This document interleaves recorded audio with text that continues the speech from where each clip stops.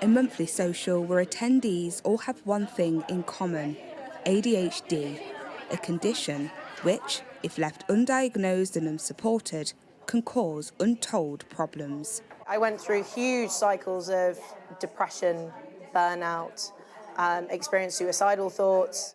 Georgie was eventually diagnosed with attention deficit hyperactivity disorder and prescribed medication, which she now struggles to get due to a global shortage. We've got to, ring pharmacies up all over the country. I'm based in York, so my most recent prescription, I had to drive to Liverpool.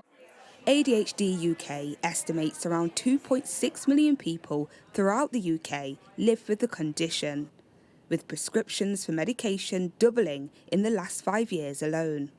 The government and the NHS say shortages are down to an increase in global demand coupled with manufacturing issues.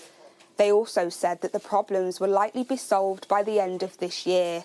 But Takeda, the main medication provider, has told Sky News that the issues are likely to continue until April 2024.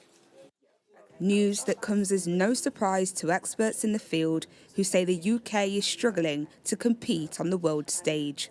More and more people are being diagnosed with ADHD, but we don't have the drug supplies to treat them.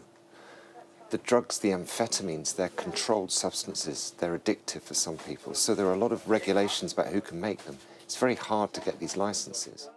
The cause complicated, but the effects are clear.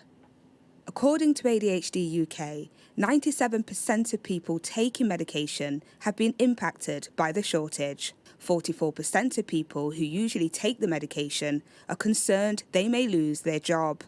And almost 40% reported having new or increased suicidal thoughts when not on their medication. We have wait lists ranging up to 10.5 years for adults, up to 5 years for children. And honestly, from my position, you often feel like you're just shouting into the void. The government says it's working with suppliers to ensure action is taken and that some issues have now been resolved. But resolution cannot come fast enough for those reliant on the drugs.